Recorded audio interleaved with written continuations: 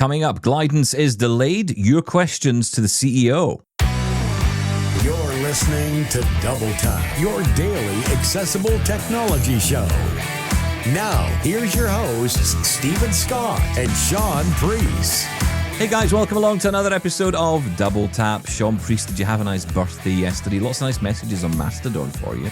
I've got to get on Mastodon. Yeah, Hopeless. I did. Thank you. I had a great day. Yeah. Did you enjoy your caterpillar cake? How did you know I had caterpillar? That's amazing. How do you? Yes, I did.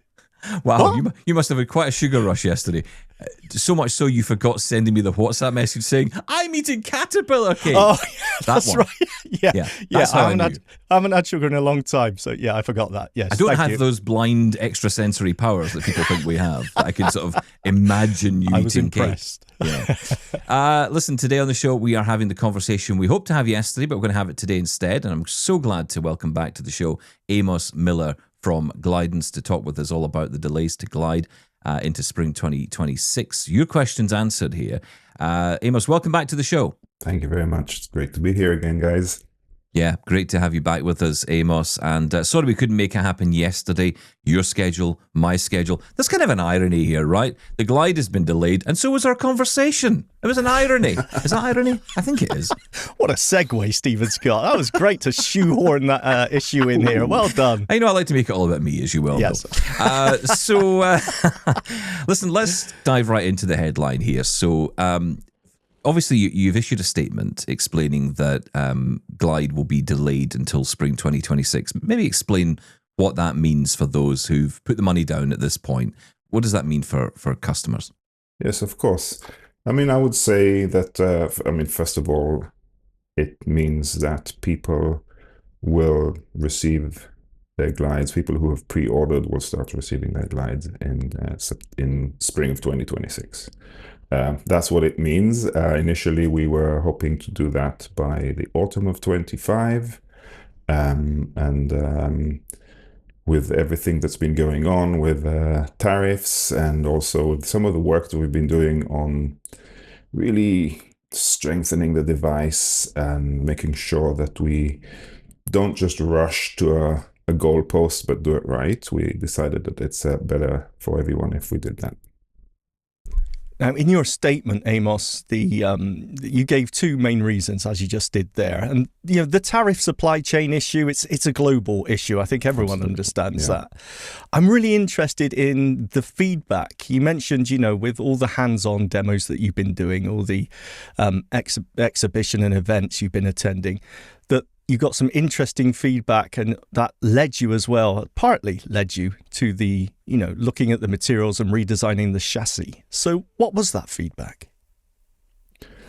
It's not only feedback about what people say, although a lot of it is just watching people and seeing how the device handles different situations.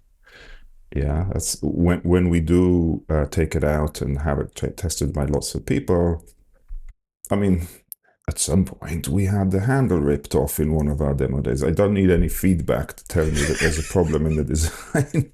Yeah, that was pretty clear feedback. Because we know, I think we all know that we use our mobility tools in different states of mind, should we say. Sometimes we're in a rush. Sometimes we're just walking along the park. Sometimes we get pissed off with them when they don't do what we want them to do, and that applies to any kind of device and mobility aid that we use. And we really needed to look at how we structurally build strength in the device, all the way from the wheels to the handle.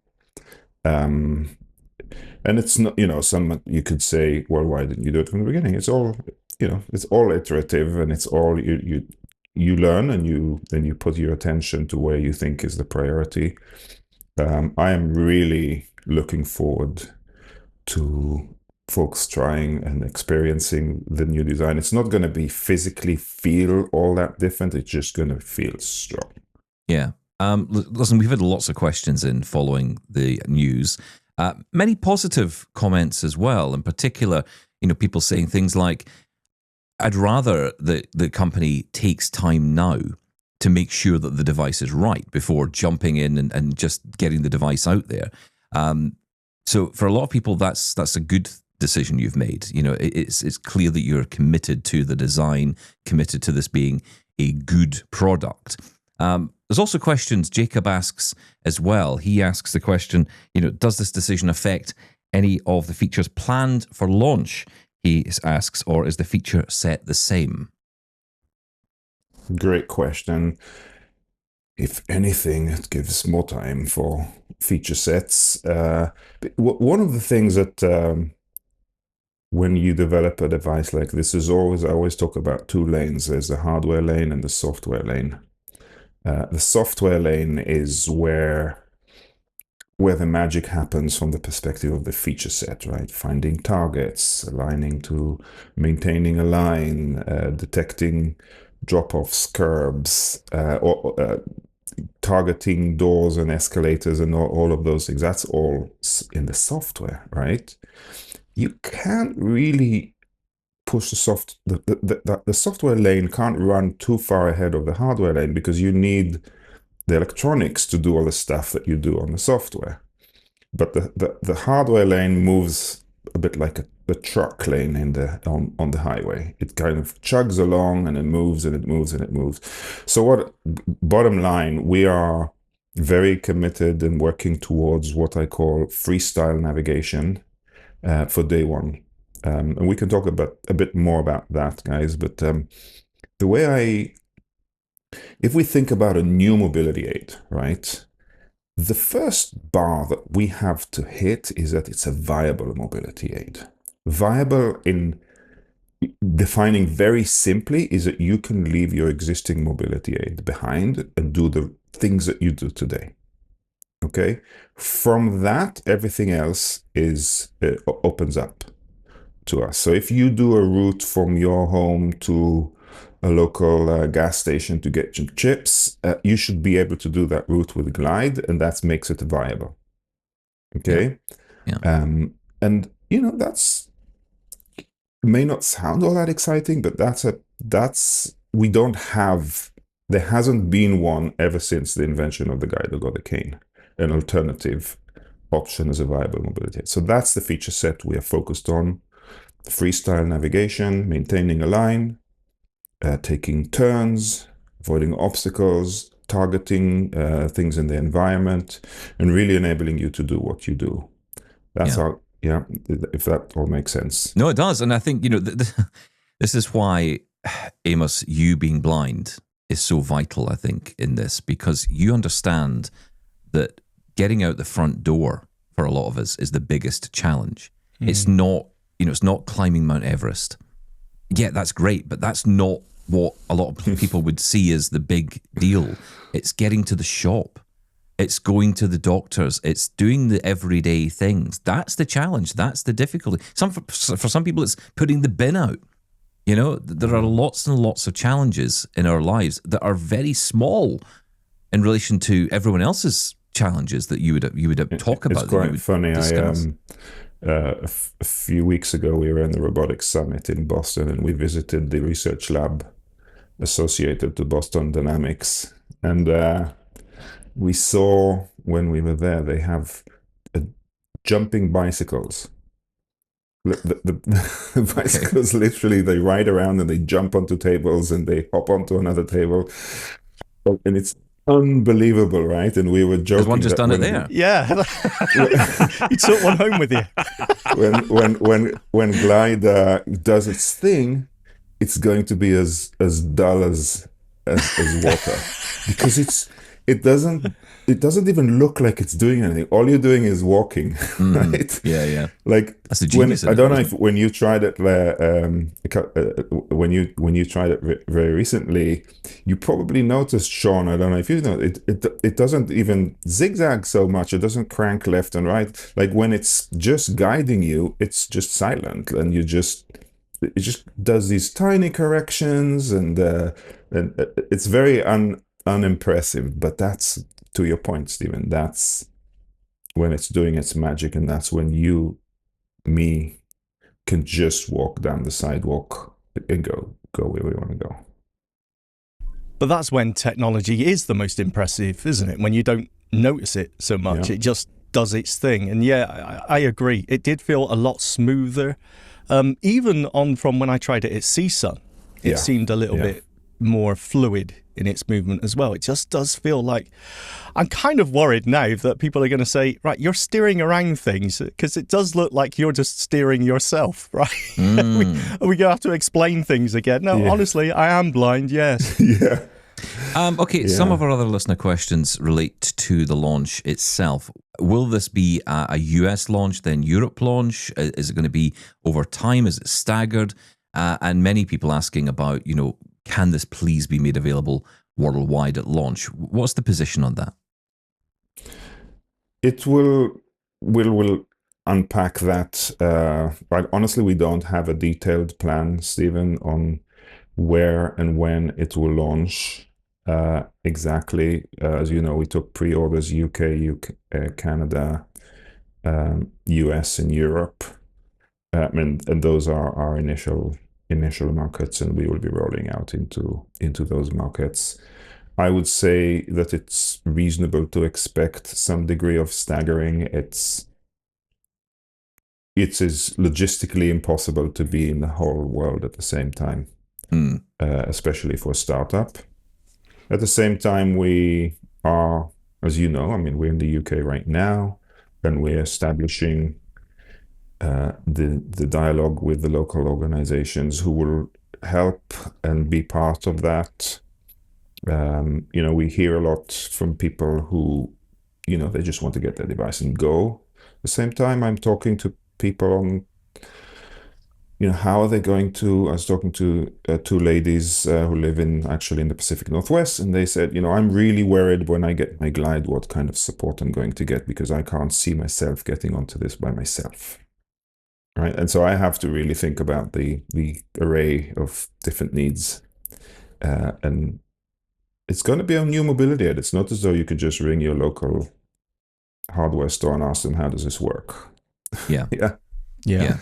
Is there so I think we have to just be reasonable about making sure that it's controlled, that we learn from every iteration of rollout, and make sure that everybody gets a great device and a great experience. So that's about setting up the infrastructure, right? Support, distribution, and things like that. But are there but any... also learning from it and understanding what issues people face on day 5 and day 8. We will hopefully identify a lot of the issues during the beta program, but there's nothing like the real world when people are out there on their own. That's true. Is there any legislation at all that this would fall under, like we've had with AI and vision and privacy? There's certification, like any other electric device, that we have to go through and already working on. And in some jurisdictions, there are more demanding aspects to that, like in the EU with GDPR and so on, where we have to really be clear on how the data is managed and so on. So yes, there's definitely a regulatory element to the rollout. In some countries, it's less restrictive. In others, it's more. I don't want to say demanding, because I actually agree with a lot of the requirements. Mm-hmm. Yeah, but for sure. We are not going to fall into the trap of the big AI models, because we are training very specific models for this product. Okay, I want to dive into some of our listener questions, if you don't mind, Amos, because we get lots of questions through. This is a topic that is huge regards our inbox and our feedback. I want to kick off with a question from Gary. Hi, Stephen and Shaun. As a relatively new listener of about 6 months, I thought it was time that I transferred from a member of the silent majority to the not-so-silent minority. I have been following all the publicity about the Glidance device, and I thought I would add my thoughts for what they are worth. All the demonstrations seem to have been indoors or in malls or station concourses, presumably with snooker table smooth ground surfaces.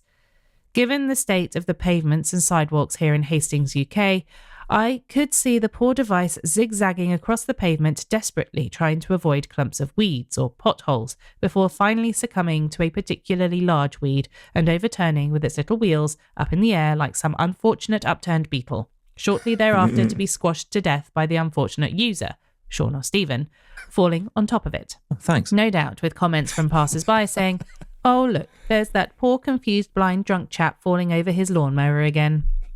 Unless or until they produce an off-road version, probably with tractor-sized tyres given our pavements, then I don't think it's a goer. Sorry for the pun. Having said all this, I do think that it could have a very good future as a mobility aid in shopping malls or other large buildings such as airports or exhibition centres. Just as people with walking difficulties can hire a wheelchair, wouldn't it be great if you could hire one of these pre-programmed up with the location of all the stores and, of course, with voice control? Then Shaun or Stephen could march into their local mall, pick up one of the Glidance devices and say, "Take me to McDonald's." Other eating establishments are available. Assuming, of course, that it hadn't been hacked by some enterprising blind programmer and it promptly took them to a vegan restaurant serving decaf coffee and tea. Rant over. I shall now descend back to the silent majority. Cheers, Gary. Thank you, Gary. Okay, Amazing. So direct question. Is it going to be able to handle the roads of Hastings, England, and anywhere else in the world? I love the question, and I actually, the malls and the airports and the hospitals and all of those places, absolutely, that's where we want to go. And make sure that either people bring your own device or have devices there. I don't see that as the day one thing, because I want to make sure that it's a great mobility aid first, and then we can use that in places that we go.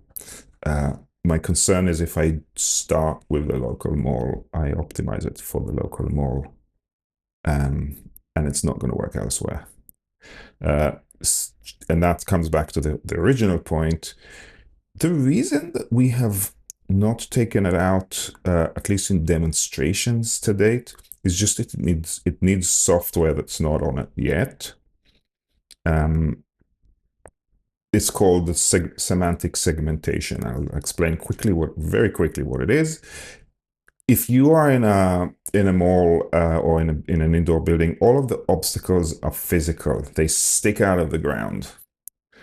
In many outdoor spaces, they're not. They're flat. Like if you walk in a sidewalk or a pavement, there might be a grass verge. They're both at the same level, and the AI needs to make a distinction that this is a walkable path and the other isn't.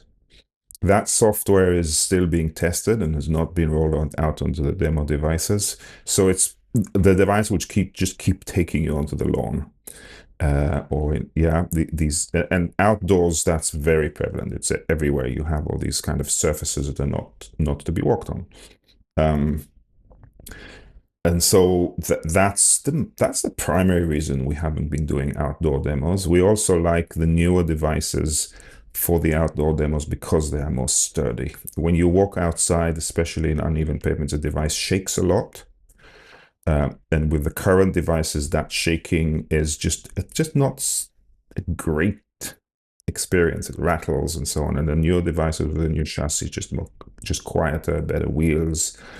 So we will absolutely, and we do test them in outdoor environments. We just haven't been doing demos. It will, the wheels, you saw the wheels, they're pretty big. They're actually going to be a little bigger. We're adding another 1/2 inch, so 7.5 inches in diameter, rubber, terrain wheels. I don't know about the pavements in Hastings. I haven't been there. I have actually a long time ago. But I would imagine that on most pavements where you can actually walk on, you'll be fine. Glide isn't going to zigzag for anything that's in the environment. It will roll over most things if that's what you wanted to do. That's a good question. Gary asked about weeds. I didn't really think about that. How does the software decide I can roll over that or I better go around it? Well, first of all, it needs to know to have a semblance for what it is in the context of where it is. Like grass is, if you are on a pavement in the park, then grass is not walkable. But if you're on the grass, it is walkable, right? And so the software just needs. We basically collect a lot of data, and we label it. We actually have devices that we walk around with, and we just capture sidewalks, entrances, and all kinds of things, and we label them. And so you just mark to the device, this walkable, this not walkable, this walkable, this not walkable, and it learns. It's magic. Yeah, it is. It sounds magic. Yeah. I hope that answers your question, Gary. I do like the fact that you're thinking about the idea of these being in buildings as well. So, for example, malls, hospitals being available to people. I think that would be pretty cool. And Gary compares it to, hiring a scooter or mobility scooter or something like that to get around a shopping mall. It's a great idea. Let's move on. I want to hear this question. I'll bring this question in from Juan. Hi, Double Tappers. I'm excited as everybody is about the Glide that is coming out. I got a chance to demo it at CSUN and participated in a Zoom meeting with the developer in an NFB chapter meeting. I agree that it does a good job guiding you around things on a flat surface. However, I feel like nobody is addressing the elephant in the room, and this is that it is not designed to guide you up and down steps. It is simply designed to get you to a step and just stop there, and you have to figure out how you're going to proceed with that step. With my white cane, I feel that I am very capable of going up and down steps, stairs, curbs, random bumps in the road, etc., but I feel that I am not ready to purchase the device in its current state just yet. Thank you for your show. Sincerely, Juan Manuel Avila. Thanks, Juan. This question keeps coming up, right? It comes up about stairs. Where are we with that? Because this is the question that I get asked most, that comes up the most, that even I'm considering a lot of the time. How am I going to deal with this with stairs? Yeah, no, it's I've been enjoying testing that in the London Underground this week, where I'm surprised how many stairs there are. I thought there'll be more accessible routes by now. So it is absolutely, like it runs on wheels. Glide in its current form factor is a wheeled device, so wheels don't go on stairs. It's kind of a good conclusion to reach. The way that we overcome that is really by making sure that the device shows you where the stairs are, points out the rail, and building the device light enough so that you can either pick it up and hold onto the rail and walk up the stairs, or wheel it up if you prefer. A little bit less elegant maybe, but entirely feasible.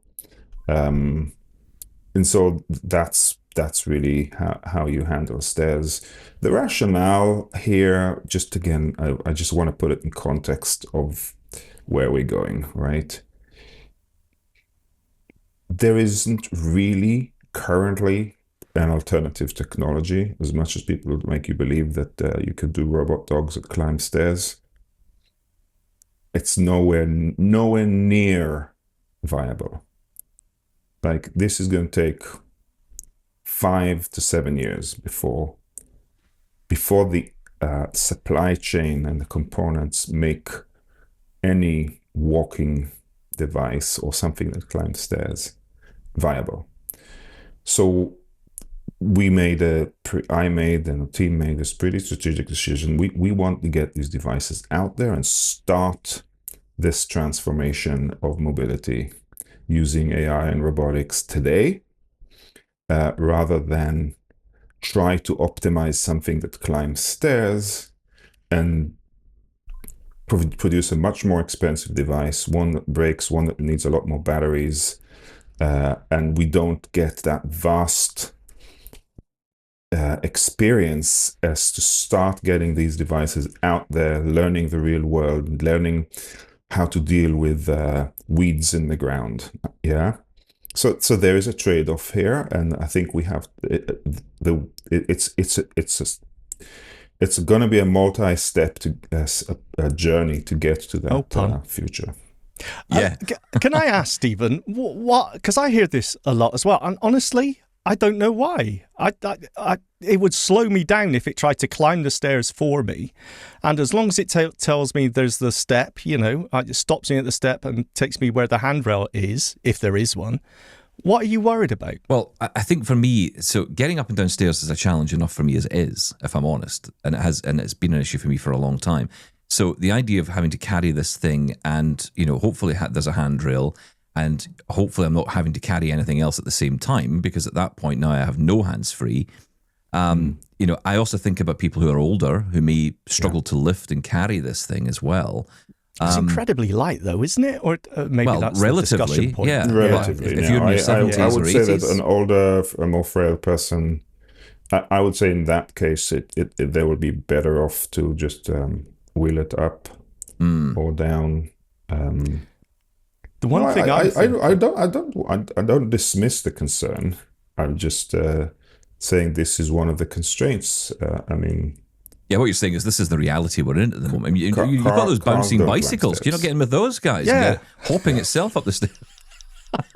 That's the dream, right? I would like it. At the end of the day, it is still well within the viable range, right? Which means you can get into an Uber with it. You can get into a bus with it, onto a train, onto a plane. You can stick it under the chair. Like there's a whole range of other aspects that makes it within the realm of viability. Steps continues to be a challenge. Okay. I would like it to tell me when the steps have stopped. So I get to the top of the steps or the bottom of the steps, I press a button and slide the handle down like one of those wheelie suitcases, pick it up, but the camera is able to say, okay, the steps stop now, there's a landing and they continue now. All right. Something like that. But I think that's the best case scenario.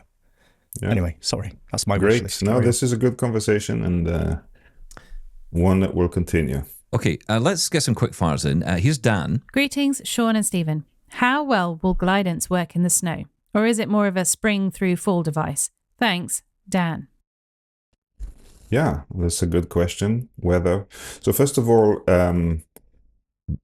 weatherproofing is built in terms of waterproof IP65 rating. So it'll be fine in rain, in puddles, in snow, from making sure the device doesn't stop working. Yeah, the wheels, it depends on the snow.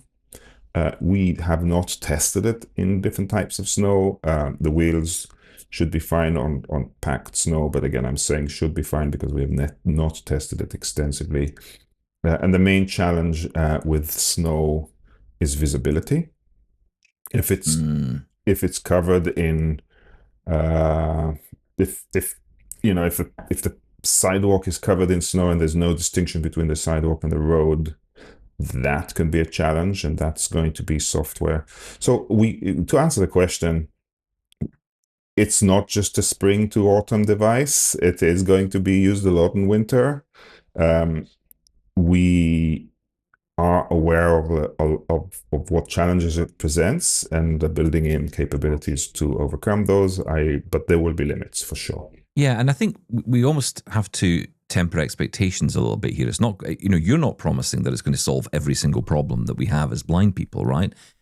That's often the challenge with a new device and a new category like this, is that people think this is solving all the other issues that are, that exist with a guide dog and a cane. I mean, how good is a cane in the snow, right? Almost hard useless. Work. Yeah. And all the other challenges that come with that. It's not just about, getting out and actually walking in the snow. It's making sure you don't fall off the pavement, or, because everything's just become this one big platform now. It's very difficult to know exactly where you are in that situation. So, if Glide can assist with that, that's great. But, we have to get real about this. This is still a device that's on the ground. And there's no other device out there, I don't think, that could handle that any better at the moment. Yeah, and I think it will work pretty well, but I just don't want to make too many statements before we test and refine and tune. I mean, we use the word tuning a lot now that we're really knee deep into the software. really testing the device in more and more spaces. We find problems and we fix them. We find problems and we fix them. And we've implemented the over-the-air updates where the engineers can get the updates fixed, push updates to the devices. We continue testing them, and that's how we tackle more and more real-world problems. Yeah. Okay. And that's an exciting journey. I see the changes every week. Let's go to a question from Camille. I was wondering how such a device can be taken on a plane. I heard that Glide can be dismantled so that it can be serviced more easily. Could it be stored with the carry-on luggage? Happy tapping, Camille. Yeah, so we put in a double telescoping stem, which means that it can shrink to a size you can easily put it in the overhead compartment in a plane. And I want to bring this question in from Desi B, which I think is actually a really great question for a lot of blind people out there who have not had a chance to get hands-on. Hey, Steve and Shaun, this is Desi B from the UK again. I'm just wondering if you could do us a favor. I wonder if you ever do get your hands on the Glide, could you do an audio, what I call feel-o-vision, hands-on description of the unit, please? It'd be wonderful, because I've never really heard one described by touch as to what the unit feels like, what's the shape, and all that sort of thing. Anything a blind man can feel, that sort of description. Thank you very much. So, over to you, Amos. Tell us how it feels. Well, describe it for Desi. First of all, I'm going to take the opportunity to say that we do virtual demo days, which is a Zoom call for new people who register, where we do actually walk people step by step through a description of every nook and cranny of the device, exactly to help people visualize it, because it doesn't look like anything really other than Glide. What does it look like? That's the question, right? So this is something you should publish one of these. You should publish a video or something. I think we do have one on the website, but I'll make sure that it's there and easily accessible. Okay. A good description of the device. But so it's a device that you hold with its two wheels, a long stem and a handle, right? When you walk with it, the two wheels are about 2.5 feet in front of the leg that you're holding the hand. Yeah, so what, left or right. And the handle, the stem extends at 45 degrees from the wheels to your hand. It's a cylindrical body at the bottom, and which is about the size of a big coffee canister. I don't know.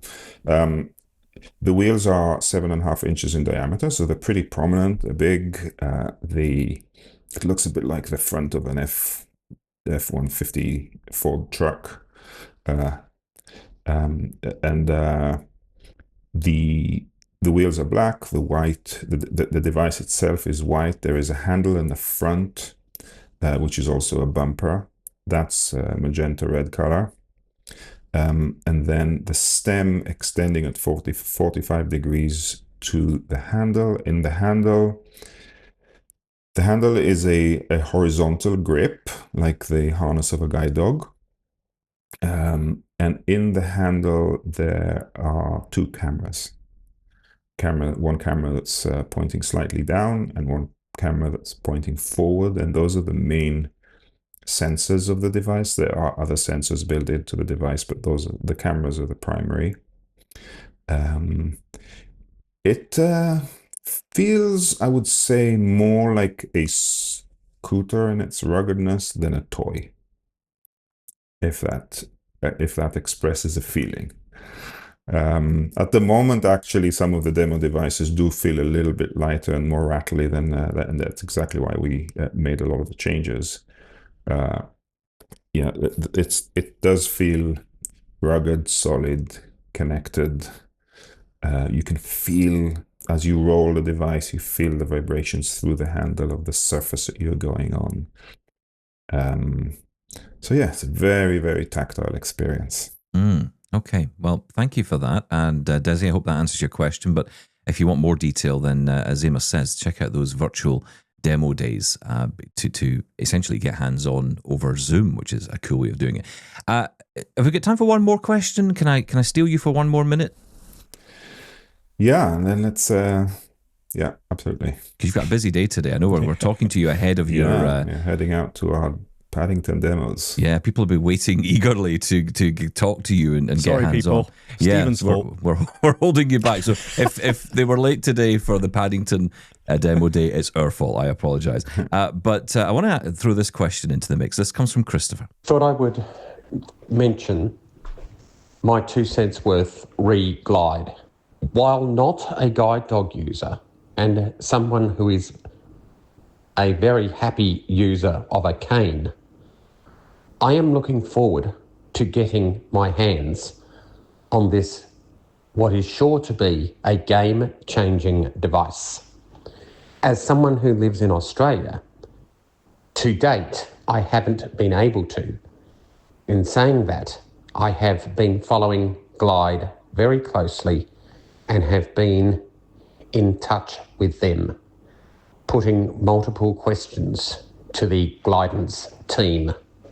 I think one thing that does need to be tackled is the whole scenario around educating the public that while we may look like sighted people, there may be times that we might still require their assistance.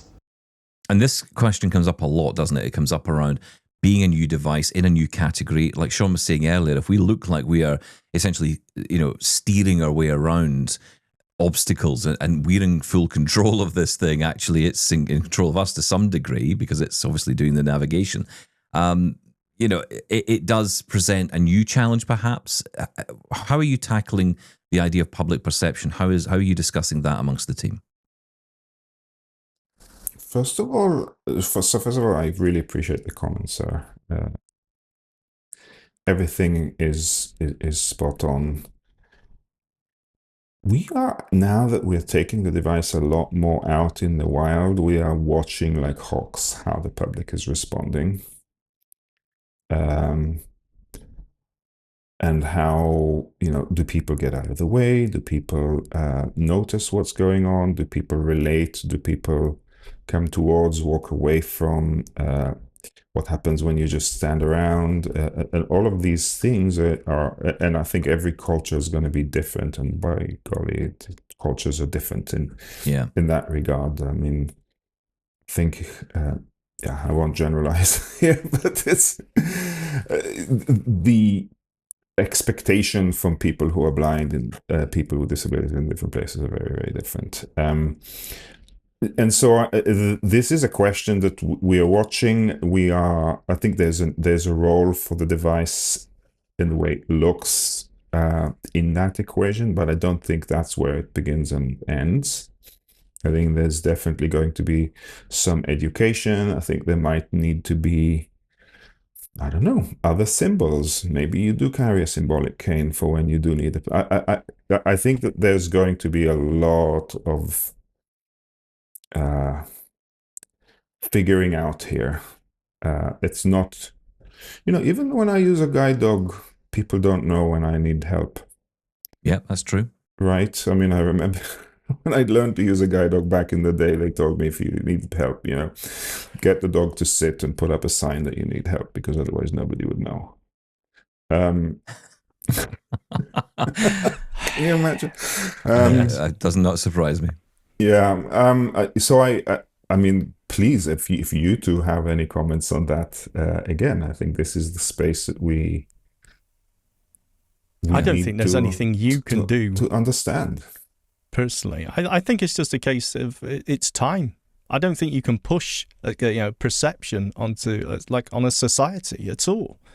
people will just get used to things. It's like, it's the same with Bluetooth headsets. Back in the day, they were weird, and then everyone started, okay, it's just one of those things. Yeah, I hope I hope that there'll be lots of glides everywhere, and very quickly people will understand that this is a blind person. It's being the association will be made, and that's down to us, though, Amos, right? It's down to us. It's down to us to ahead. Be, proactive. Is it? Why is it down to us? Well, down to us in the sense that, we're the people who are going to be using the device.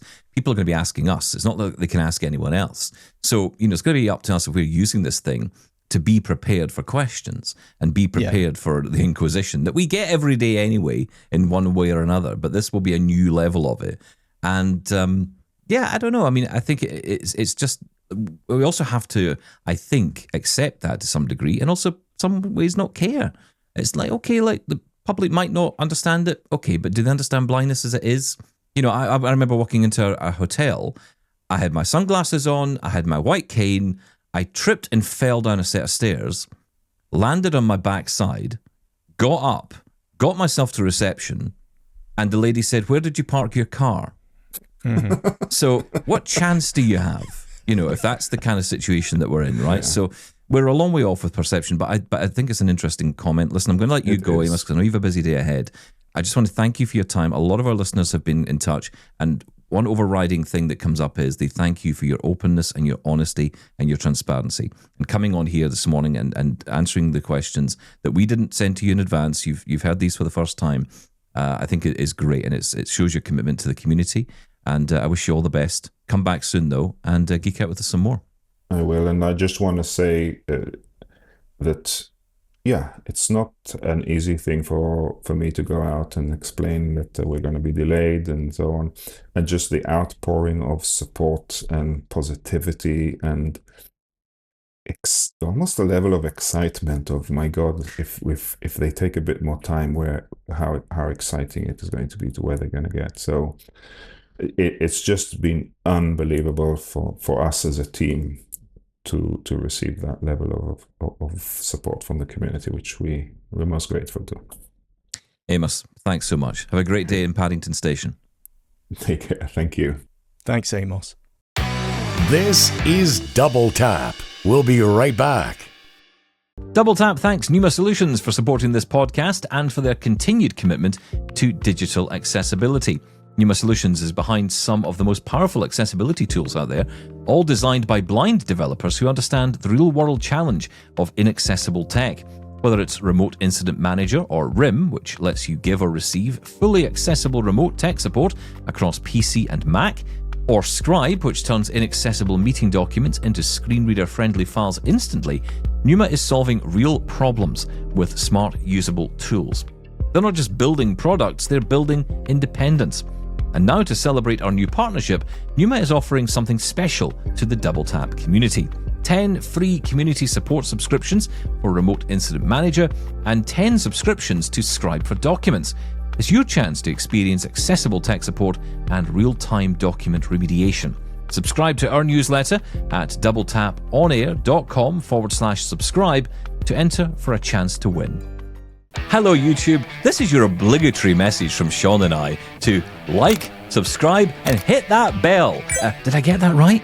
I think so. Ding dong, hit that bell for notifications or something like that. But the important thing is, please subscribe. It does help. It does, right? Because I know lots of you out there are watching the show every day. We see the numbers, we know you're there. But if you hit subscribe, what it means is Mr. F is then off our back. So, I'd really ask you, if possible, to hit that subscribe button and, of course, like the videos and comment as well. We will get to your comments in future videos. Thank you so much for supporting Double Tap here on YouTube. And like and subscribe. I can't believe I'm saying that, Shaun. I feel like a modern Gen Zer. You do. This is Double Tap. Now, back to the show. I love getting Amos on because, honestly, he's like a god. People just love to talk to him. Honestly, he is. He is, because every time I go to these demo days, people just rave about him. They love meeting him. They love talking to him. And, I was saying it in the interview there. It is so important. And it is so important when you've got someone at the top of the company who is living the life that the product is built for. That's so vital, because you can have, and of course you can have CEOs and managers and directors who are not blind. Of course you can. But when it's a product, especially a brand new product like this in a whole new category, I don't think you can honestly say, if this was led by a sighted person, that I'd be feeling as confident about it today. No, it's true. I would say it's more than that, though. Of course, that's a large part of it. But just the relationship that they've built up, because it was a gamble saying, you know what, we are going to make that decision to delay, because you never know how the community are going to react. They could have just, okay, well, forget it. You've let us down. But the fact of the matter is, because of the way the company has built that relationship, there's a trust there. And, as you know, Stephen, we've been talking with Glidance for a while now, and it is a passion of theirs. This isn't just a product launch. This is more than that. And that has a lot to do, I suppose, with Amos and his sight loss, I suppose. But I just think it's more than that as well. It's the company as a whole. Yeah, they're a passionate team. We speak to Amos. We've met Luke, of course, and Kyle. Yeah. But there are many other people in that company. We met them at CSUN. And they're just a traveling band of joy, if that's a phrase we can get into the vernacular. No, we can't. That's just weird, Stephen. Traveling band of joy. Well, there's lovely people, just wonderful to spend time with. And, I really enjoy their company. You can tell they're all committed to the mission. The fact that they all travel the world together and they're still getting on with each other says a lot, right? Your chosen family, I suppose. On that, the amount of demos that they're doing and the amount of hands-on experience they're getting. We should talk about our demo day at Manchester. Absolutely, yeah. We didn't really get a chance to talk about it much. My feelings were, so I came away, if I'm honest, feeling a little bit less sure than the first time. First time I tried it, I was kind of blown away by the fact that, this thing works. And it was zigzagging all over the place, and it was kind of left and right, and it felt a little bit like it was paranoid. It was like we should go left, no, we should go right. And it was all and that was the initial stage. Too much sugar. Yeah, exactly. Too much caterpillar cake, clearly, beforehand. And, in that initial demo, it felt like that. But in some ways, I quite liked the fact that I knew it was clearly trying to avoid things. Second time round was definitely much smoother. It didn't do the horrible kind of left and right zigzags all over the place, but it did get lost a few times, and I couldn't quite understand why. And also the other problem for a blind person is if the thing drags you down a road you don't necessarily want to go, or it drags you off a path, or bumps you into a wall or something, you kind of want to understand why that is. And I wasn't clear of what was going on. So my walk, we all did the same walk. We went to the Guide Dog Centre. I believe it's in Atherton. I think that's right, in Manchester. It was about 1,000 miles away in the Uber. It took days to get there. But yes, Atherton Guide Dog Centre. In fairness, in an Uber XL, it wasn't too bad, right? Let's... Yeah, okay. All right. It wasn't like we were walking there, right? Well, I know we had to walk the last bit because the Uber guy dropped us off in the wrong place. Yes. Yeah. This is where Glide would be useful, right? Yes. That's exactly what I said, yeah. Yeah. Well, I was your Glide. You were very good. You got us there. I just kept saying, hang on and stop complaining. I think it was pretty much the lines I used. You two were, you and Sarah behind me, are we there yet? No. The blind train, yes. Yeah, the blind train was in full swing.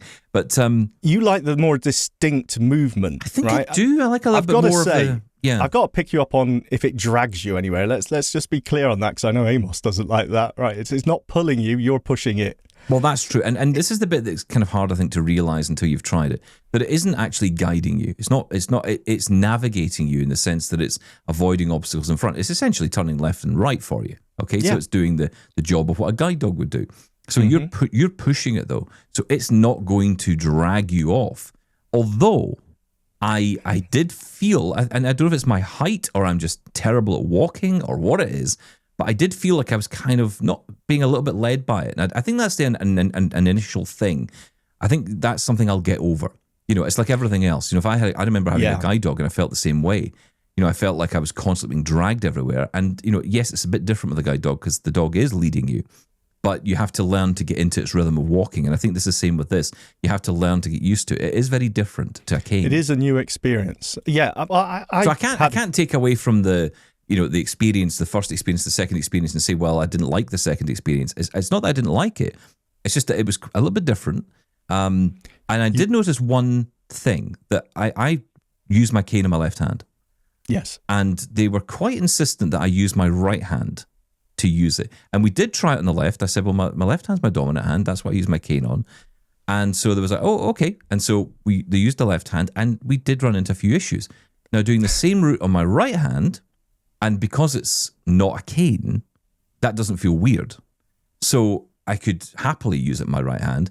There were less issues. So I wonder if it's tuned at the moment more for right-handed people, which is the dominant, I guess. You're the dominant people. Maybe, yeah. Maybe it's... Look, this is still software, as Amos said, about tuning. That's the key thing at the moment. So, yeah, maybe that is an issue. You did run over a couple of guide dogs and I did. Sorry, I will say, not real toy, ones, I should say. toy Yes. guide dogs. I didn't know they were. I didn't know. Here's the thing, right? This is the best bit. How blind are you, right? So you think you've got some vision, right? You think because you can maybe see something, you've got a bit of vision. And then you get put in an environment where you're told there's all these obstacles and everything's all around you. And I'm looking around going, I can't see a thing. Yes. I had no idea what was there. So when you it was are blind, dragging, Stephen Scott. Exactly, that's right. There you go. Breaking Sorry news. for my bedside manner. Thank you. You're blind. Just like every doctor I've met. But it was true, right? You kind of like, you're going around, you're wondering, what on earth is this thing avoiding? You know, and obviously they had put all these cones and sort of toy guide dogs everywhere. And, you know, it was to help you navigate or at least give it a path for it to navigate around. And I must admit, in my right hand, it was a lot better. Obviously, that's not going to be real world. In the sense of those things will move, you know, so those will be people, those will be tables and chairs that might be, you know, moved in and out or whatever. And that's going to be where it gets interesting. How will it cope with all of that? And in of a course, crowd, time will know, and time will tell. Yeah, no, I agree with you. I didn't have... I mean, you walk incredibly fast. I can barely hold on to you when you're guiding me. You are such a fast walker. I don't think I am. No, you are. I'll tell you, the other day, like I was a truck. A couple of weeks ago, I was... Thanks. I'm trying to lose the weight.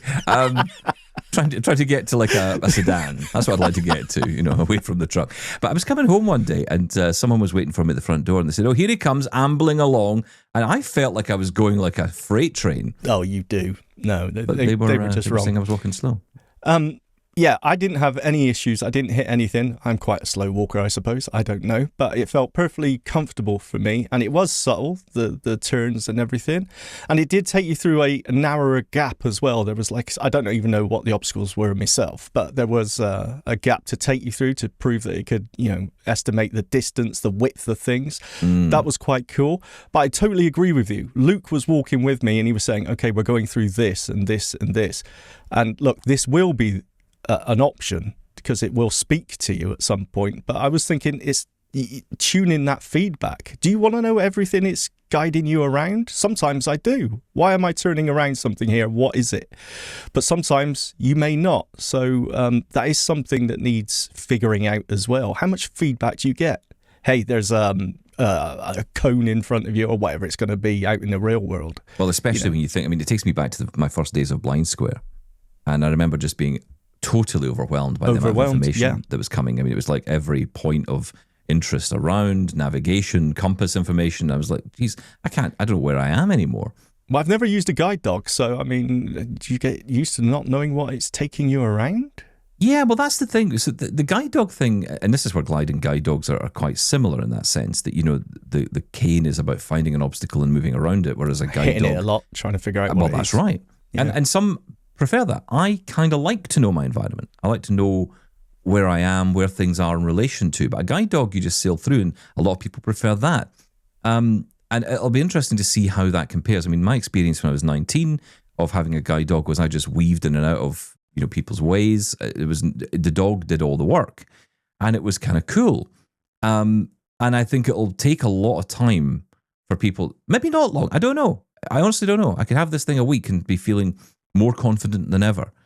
I just think because we haven't got it in our hands yet, we're still talking about it in the abstract. It's quite hard to... You can almost talk yourself out of it. Yeah, you know what I mean. You can get to a point where you go, oh, but what happens when I get to a curb? Well, no, it's a curb, and and that's the thing. And it came up in the questions, right? It's how's it going to work in the real world? That's all we need to know. Yeah, and once we try that out, we'll know either way if it's going to work or not. But the good thing is, and this is the key, I think, it's not the end of the story when you buy it. They're working on it all the time. Yeah. So it's not a case of once that's it. It's now this concrete thing that you take with you everywhere, and no more updates, no more changes, because there's going to be a lot of feedback in those initial weeks and months, and there's going to be a lot of work being done. I think for me, the way I look at this is going to become part of my mobility toolkit. That's how I'm going to look at it. I don't think it will replace my white cane entirely. I don't know if even over time it wouldn't replace a guide dog entirely. I think a combination of all of them might be my future. Because, if people who have a guide dog right now still reach for the white cane when the dog's ill, or they have to go away abroad and they can't take the dog with them. Yeah, just for practical reasons. Yeah, and it's the same thing. It could be the case. If we were doing CSUN again, there's no way I could take a guide dog there. I'd love to, but I don't think I could. I don't think it's possible. I don't know the answer to this. Someone the can length tell me. Of the trip, the travelling. 11 hours on a flight with a dog. I don't know how the dog would handle that. Mm-hmm. I don't think I'd want to put a dog through that, to be honest. Well, it depends on the dog, on the individual, things like that. But yeah, the point is... Like you don't care about the dog? No, if you think the dog would be happy enough, some dogs wouldn't. So stop it now. Don't throw me under the bus. Unbelievable. Yeah, well, look, again, though, they're not saying this is a replacement for anything. This is an aid. No, right? But I think we'll see it that way. I think we'll see it as, okay, I'm going to use Glide now, and I'm only going to use that. I think that's on us a little bit. We tend to say that, because like guide dog people, I'm sure people who have guide dogs think, that's it, I've banished my white cane. Mm-hmm. And some people, that's what they want to do, right? They want to banish the white cane because they just hate it. And actually, for us, the reality is, well, the dog might get sick. Like we said, remember we said to our good friend Robin, so do you have a spare cane with you when you're out and about? And he's like, no. Why not? Yeah, that's right. Yeah. Because what happens if something happens to the dog, or the dog gets ill or something? So, you have to think, I think, in a multi-mobility sense. But yeah, very interesting. Listen, so glad to have our wonderful friend Amos back on with us again today. If you have questions, keep them coming. Of course, we'll be catching up again soon. All the usual ways you can get in touch. Check out our website, doubletaponair.com/contact us. No, contact. That's it. Yeah, I couldn't get that wrong, could I? And I did. But there you go. Anyway, we're on the internet. Just figure it out. And we'll catch you tomorrow for another exciting edition of Double Tap. Thank you. Bye-bye.